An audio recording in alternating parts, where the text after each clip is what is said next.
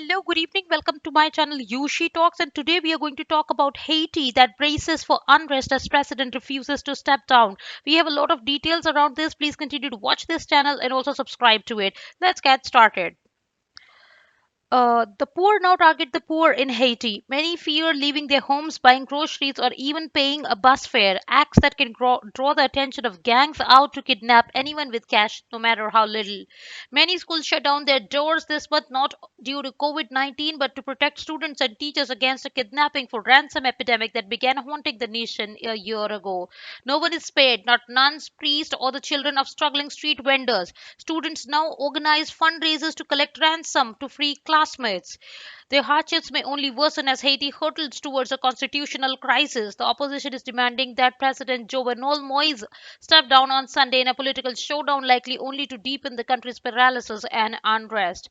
After years enduring hunger, poverty, and daily power cuts, Haitians say that their country, the poorest in the Western Hemisphere, is in the worst state it has ever seen, with the government unable to provide the most basic services. Haiti is on the verge of explosion, a collection of the country's episcopal bishops said in a statement last weekend.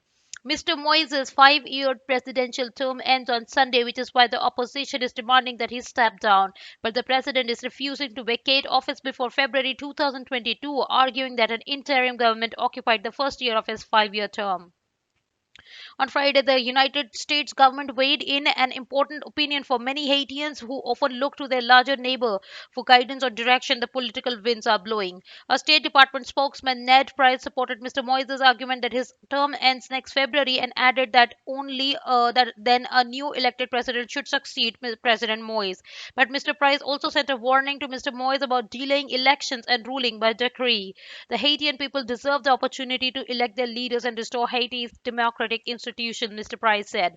Mr. Moise has led by presidential decree since last year after suspending two-thirds of the Senate, the entire lower chamber of deputies, and every mayor throughout the country. Haiti now has only 11 elected officials in office to represent 11 million people, with Mr. Moise having refused to hold any elections over last 4 years.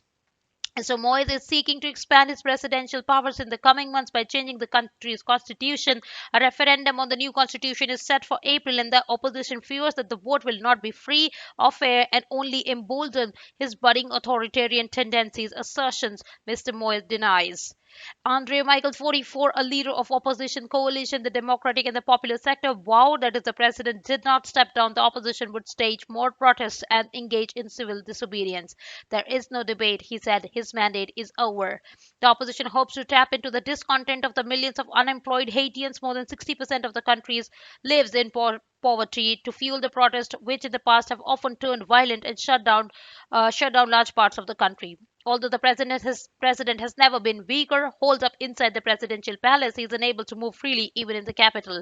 Observers say that he has a good chance of staying on the job. A weak and feeble opposition is plagued by infighting and cannot agree on how to remove Mr. Moise from power or whom to replace him with.